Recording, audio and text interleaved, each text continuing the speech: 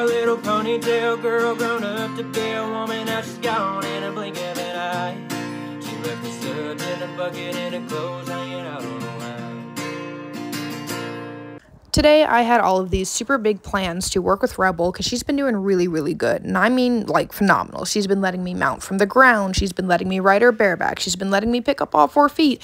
And now these are all things that she knows how to do, but she's never really let me do them consistently, right? And so for those of you that don't know, Rebel is a horse who has struggled with extreme aggression from the very, very beginning.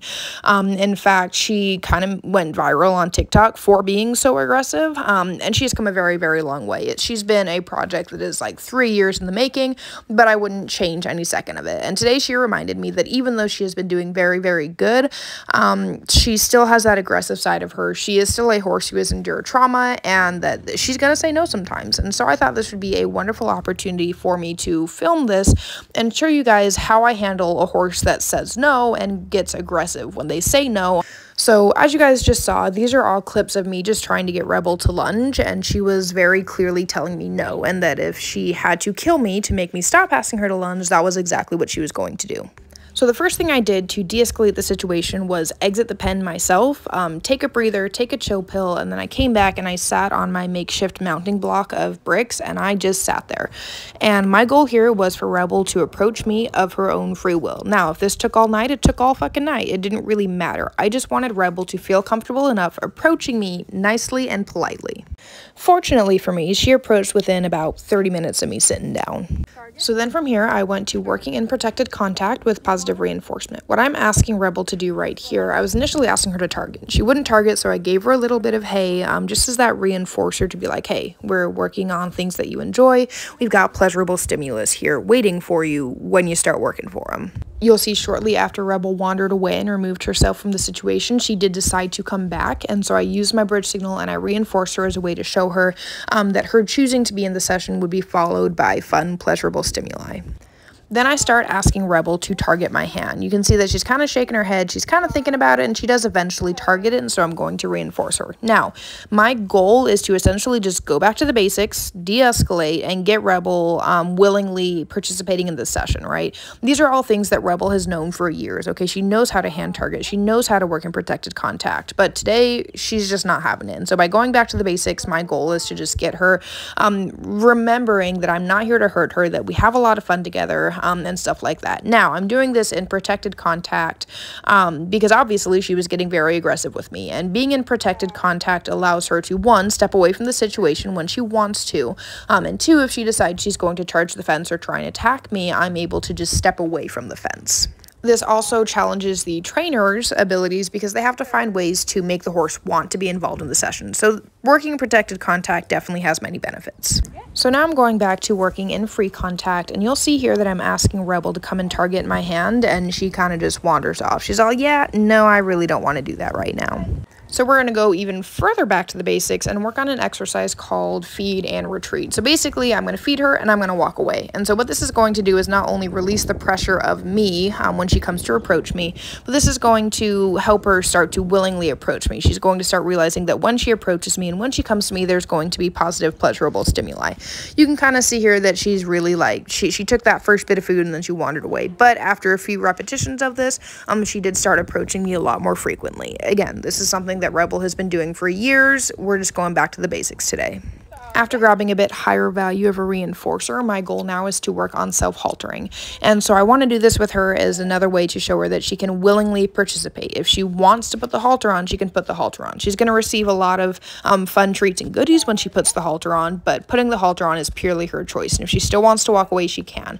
But this is also going to show her that me and the halter does not give her a reason to be aggressive, that we are still not here to hurt her, even though she is having a little bit of a rough time. So 2 things I just did was I had Rebel target my hand while the halter was on my arm, and then I also had her target the halter. So now the next goal is I'm going to hold the nose band out for her, just specifically the nose band, and have her start targeting that. She targeted the noseband a few times. You can see one of those times right here. And so now the next goal was to actually start putting the halter on her slowly but surely, right? So I kind of reached my arm around, I grabbed the long part of the halter, and I reinforced that behavior because she allows me to put it around her neck. And so what I'm going to start doing here is I'm going to hold that halter up and allow her to kind of put her nose in. You'll see that she kind of just barely drops her nose in, and so I'm going to reinforce that behavior. The ultimate goal is for her to drop her nose in completely, and you'll see that pretty quickly she picks up on it. She starts putting her nose through it even more. There's two things I want to point out right here. So first off, Rebel is having a rough day, and that is okay. You know, this is not something to punish her over. This is not something to get mad at her over, because everybody has bad days and everybody struggles from time to time. Secondly, I want her to feel like she has a choice in this matter, right? She communicated that she was struggling. She communicated that she was having a rough time, and so I want to be like, okay, then we'll take a step back. I understand that you're struggling. What can we do to set you up for success and not make this situation worse? And that means sometimes going back to the very, very beginning and working on things like self-haltering. Now that Rebel has been caught, I'm going to work on a few more advanced behaviors that Rebel has done quite frequently, such as lateral flexion.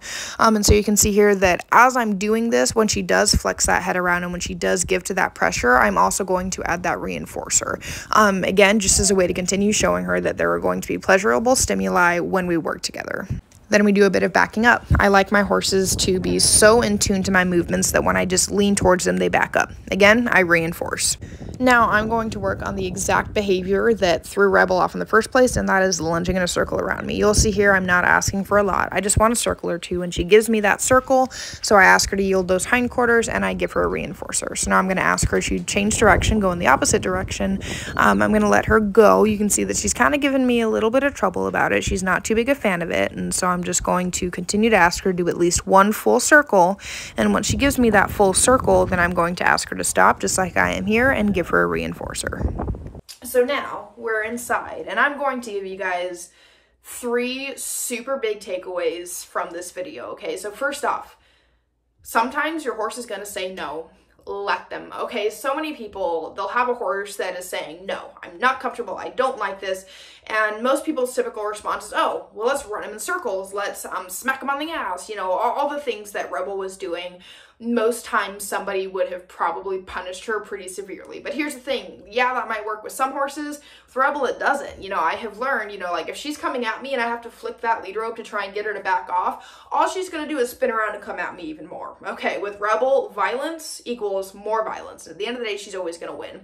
Secondly, if you punish a horse for communicating that they are not okay, that they're not comfortable with what's going on, if you punish a horse for communicating, there's a few things that are going to happen. One, they're going to become super spooky, super flighty, and super nervous because they're afraid that everything they do is going to result in an aggressive reaction from you. Secondly, they're going to shut down, okay? They're going to have absolutely no mental state, right? So if we've ever seen those horses, like those deadhead horses, you can spur them as many times as you want. They're not going to spook at a damn thing. It's because they're shut down, okay? Or we're going to get aggressive horses like Rebel, and we really don't want aggressive horses. We could also get horses that are explosive because, you know, they bury everything inside. They don't communicate, and so it builds up and builds up and builds up and builds up until they can't hold it down anymore, and they just explode. So when your horse says no, that is okay, all right? Let them say no. Look at them and be like, okay, they're saying no. They're very obviously communicating their discomfort and their stress with this situation, so I'm going to take a step back. Let your horse say no, please.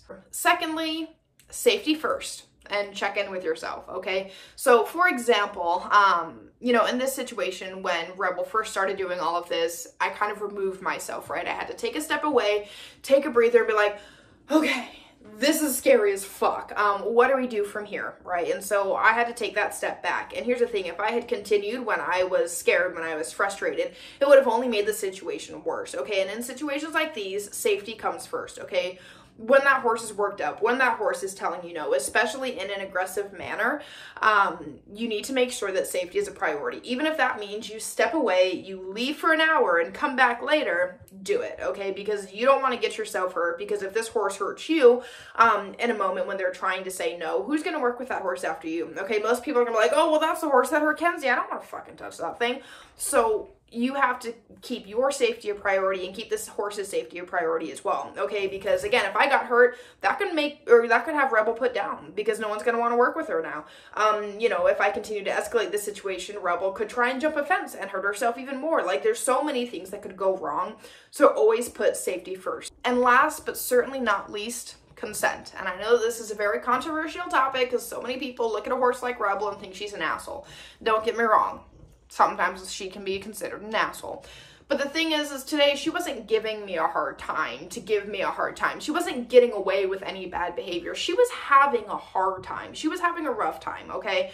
And so because of this, I had to take a step back. I had to be like, look, you're having a rough time. Okay, that's all right. Let's go back to the basics. Let's start working in protected content. Let's start giving you consent by doing things such as self-haltering, having her choose to be with me by working in protected contact, stuff like that, all right? You have to be able to allow consent because when you have a horse that has endured extensive trauma, like Rebel, taking away all of their choice in their relationship is not going to help, okay? It's only going to make things worse. Think of a trauma survivor, okay? When you have had like every choice taken away from you when you were enduring that trauma, you need to have at least some amount of choice in your recovery if you're going to make any progress at all. And it's the exact same thing with horses, okay? We have to be able to allow them to have that choice, and you need to have that connection with them, okay? Because Rebel is going to trust me so much more when she's like, look, I'm having a hard time. And I listen to that compared to if she's having a hard time and I completely ignore it and put all of her thoughts out of the way, right? Not to mention a horse that trusts its handler is 10 times more likely to work through their rough times than a horse who doesn't trust their rider, right? They're going to see a dangerous situation and be like, I'm leaving whether my rider's with me or not.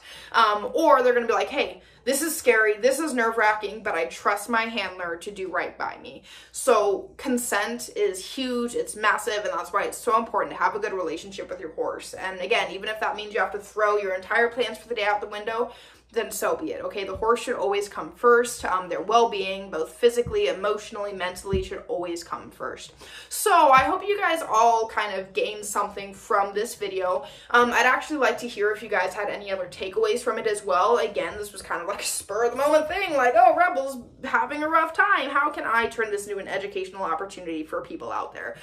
Because as I showed at the very beginning, she's been doing really well. I've been riding her consistently. We've been doing a lot of good stuff, and she's been doing well. Today, she just wasn't having it. So definitely drop in the comments if there is anything in particular that you guys also took away from this, that you also learned from it, because I would love to hear it. And if you have any questions, comments, or concerns, please don't hesitate to drop them in the comments as well. So don't forget to hit the red subscribe button. Check us out on Facebook, Instagram, our podcast, wherever you listen to podcasts, our merch store. We have a lot of it. Stay strong, stay true, stay wild, and I'll see you all next time.